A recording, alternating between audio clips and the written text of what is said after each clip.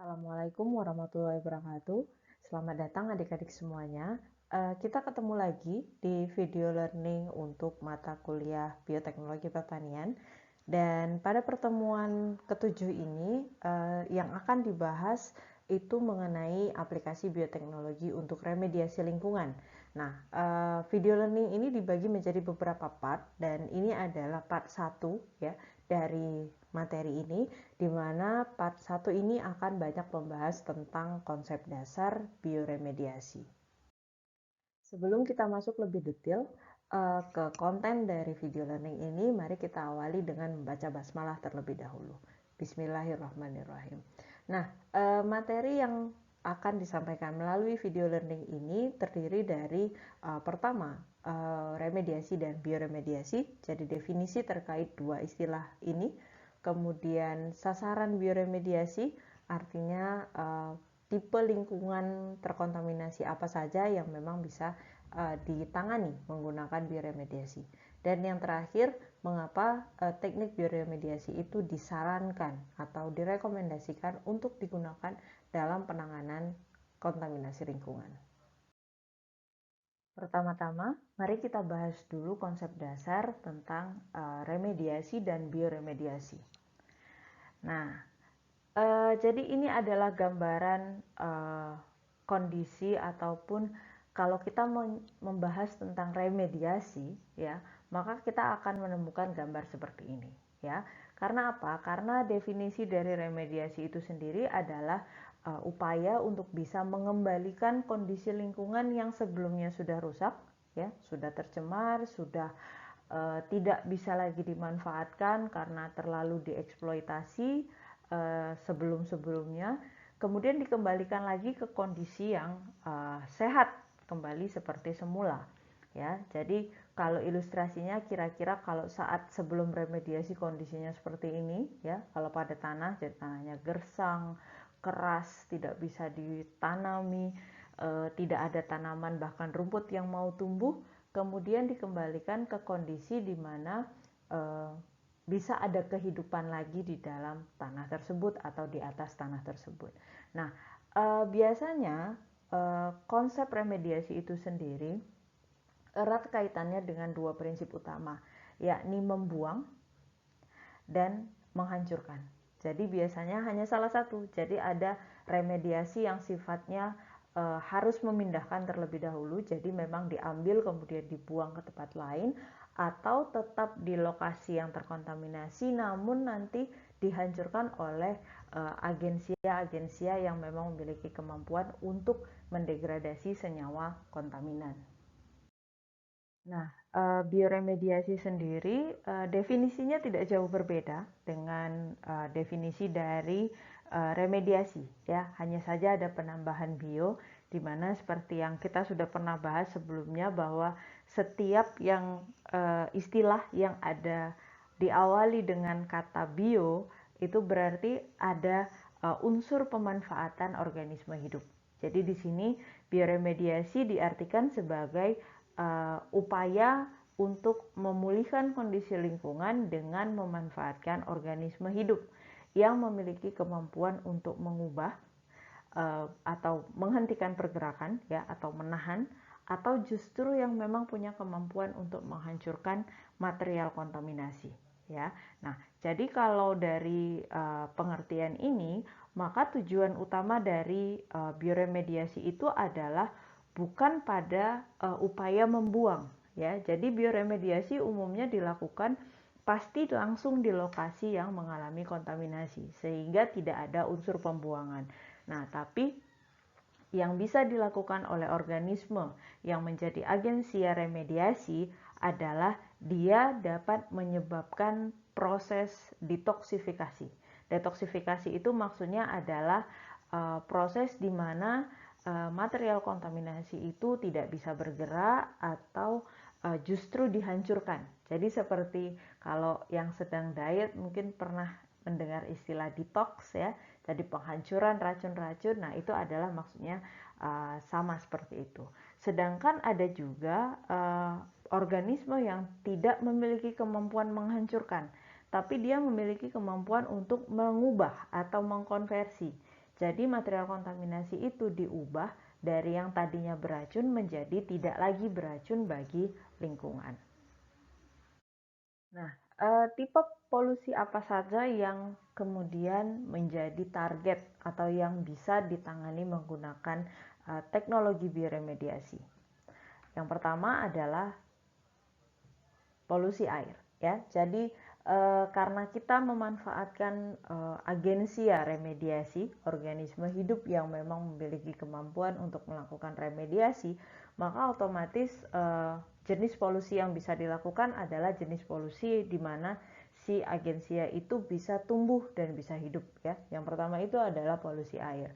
Nah, seperti yang kita tahu, air itu banyak sekali relate dengan aktivitas manusia apapun itu, termasuk bidang pertanian, industri, pertambangan dan yang lain-lain, ya. Sehingga ada banyak sekali sumber, ya, sumber limbah yang biasanya menjadi penyebab tercemarnya air, ya. Jadi misalnya seperti ini, seperti industri pertanian, perkebunan besar ataupun perkebunan biasa misalnya, ataupun pertanaman lokal, ya, atau pertanaman umum.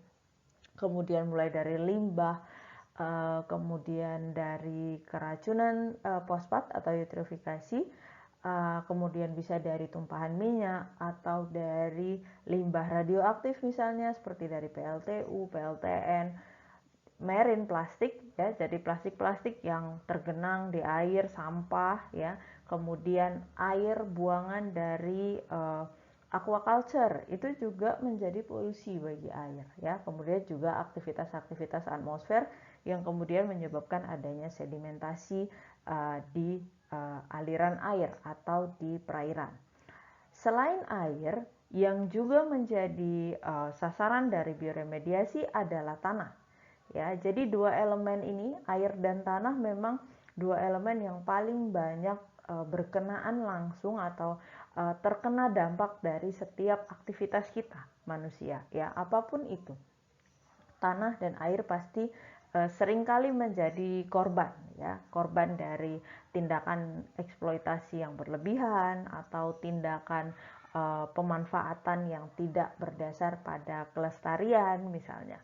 Nah, seperti tanah sendiri ada banyak sekali yang menjadi sumber sumber pencemaran pada tanah, mulai dari pupuk, pestisida, ya. Jadi semua input yang bukan organik yang masuk ke tanah itu dalam jangka waktu tertentu kalau sering diberikan, lama kelamaan dia akan menjadi kontaminasi, ya, karena akan ada deposisi. Kemudian ada juga seperti tumpahan radioaktif.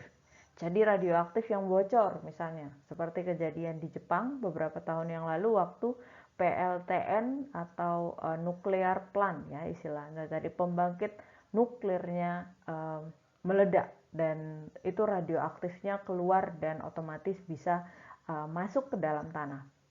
Kemudian sistem septic, ya, jadi septic tank, ya, untuk pembuangan yang tidak sesuai dengan kelayakan, kemudian kebocoran bahan bakar, sampai kemudian juga pada hujan asam yang terjadi karena aktivitas di atmosfer.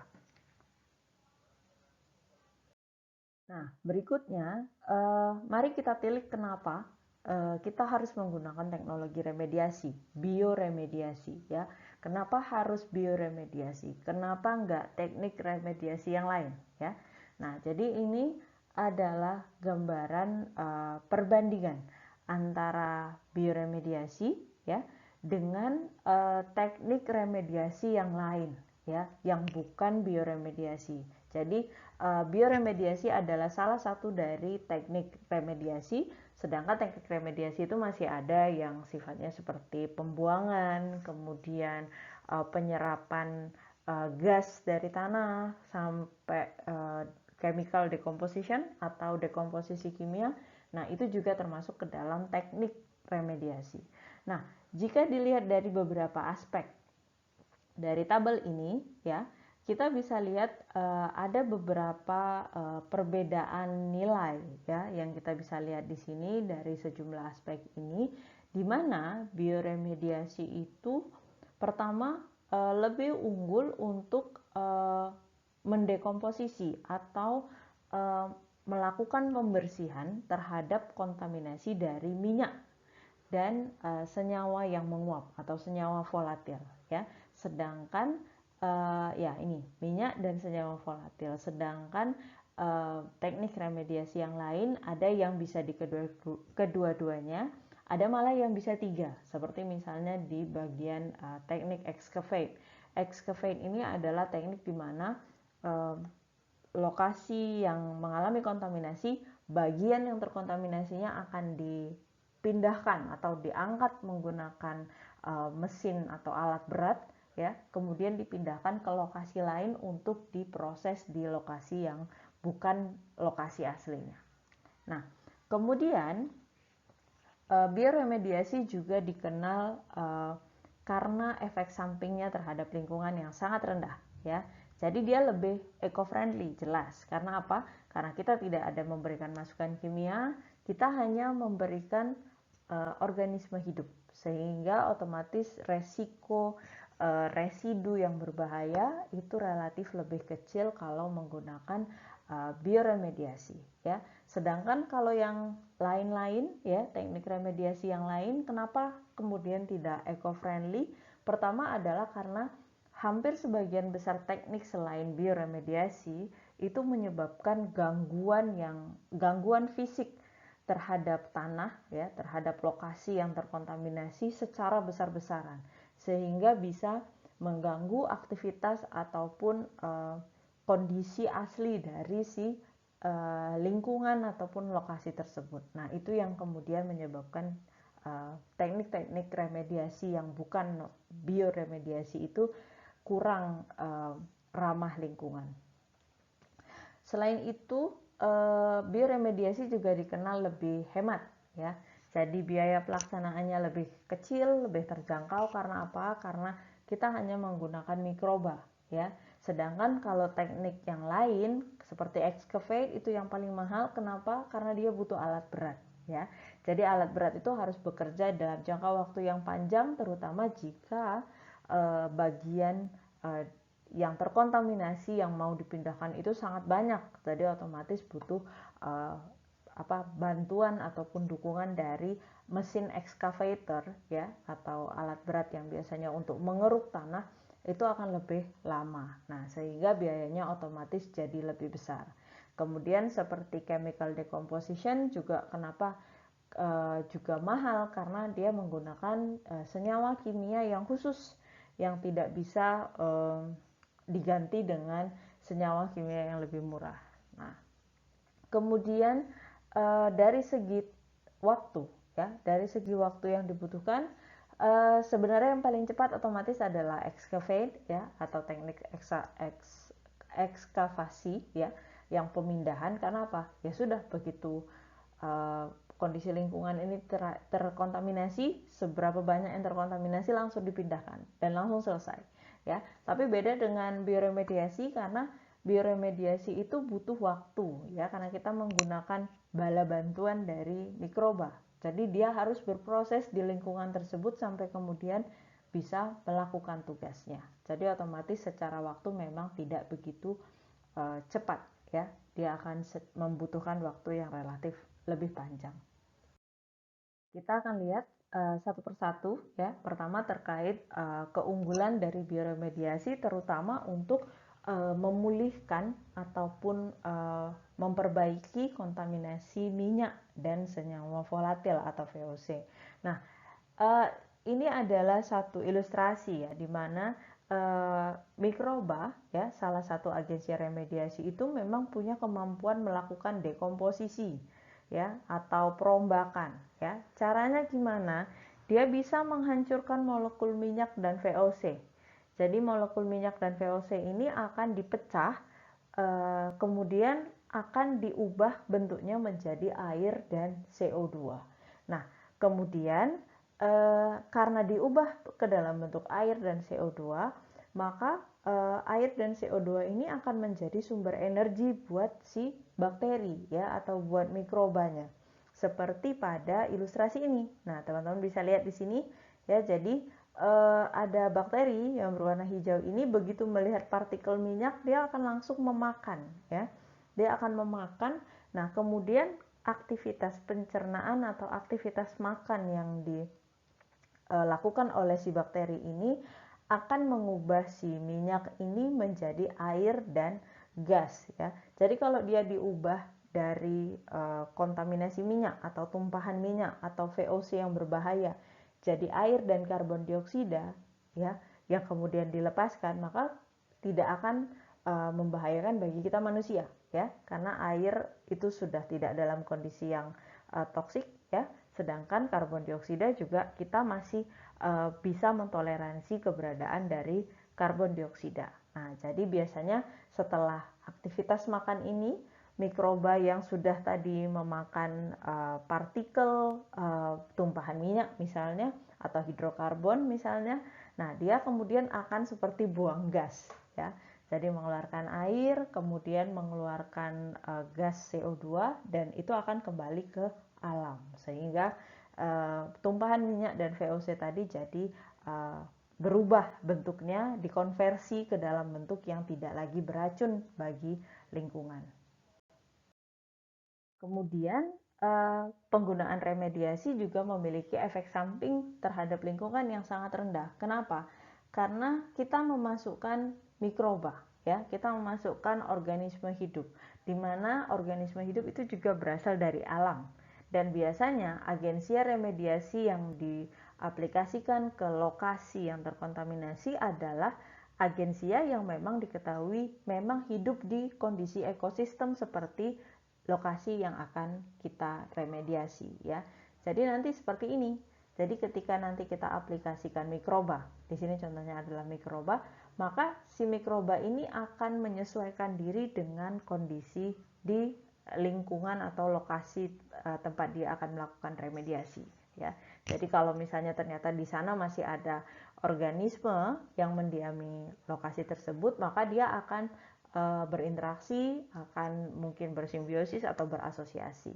Nah, sedangkan dalam case misalnya seperti chemical decomposition, ya, yang bukan bioremediasi, karena yang diberikan adalah senyawa kimia, maka keberadaan senyawa kimia ini bisa jadi mengancam untuk organisme-organisme yang berada di dalam ekosistem tersebut. Jadi kalau di air ya mengancam organisme air, kalau di tanah ya mengancam semua yang hidup di tanah. Begitu juga dengan excavation. Nah, kalau teman-teman mau tahu yang kayak excavation itu kayak apa, ya kayak gini, ya. Karena apa? Excavation itu karena dia memindahkan, membuang, resikonya apa? Saat proses pengambilan bagian yang terkontaminasi, bisa jadi kita juga membawa organisme-organisme yang tadinya memang ada di lokasi tersebut. Jadi ikut terbawa dan dipindahkan. Nah, dalam case bioremediasi, kalau misalnya agensia premediasinya, dalam hal ini misalnya mikroba, premediasi ini sudah selesai melakukan remediasi, apa yang akan dia lakukan? Ya, dia akan kembali ke alam yang lain, ya. Dia akan meninggal, akan mati, ya. Karena apa? Tugasnya sudah kelar, ya. Sama kayak sederhananya gini, mikroba premediasi melihat atau menganggap kontaminasi, senyawa kontaminan itu sebagai makanan. Tadi kalau ternyata setelah dia melakukan proses bioremediasi dan kondisi lingkungan sudah pulih kembali, tidak ada lagi kontaminan, maka dia kehilangan makanan. Jadi wajar kalau kemudian setelah proses remediasinya selesai, maka si mikroba premediasi atau remediator otomatis akan pulang, ya, ke hadirat Tuhan atau ke sisi Tuhan. Nah, berkenaan dengan bioremediasi itu terkenal dengan teknologi remediasi yang ramah biaya, ya, hemat di kantong. Karena apa? Karena memang kita tidak membutuhkan konstruksi atau fasilitas khusus, ya, otomatis biaya pelaksanaan jadi murah.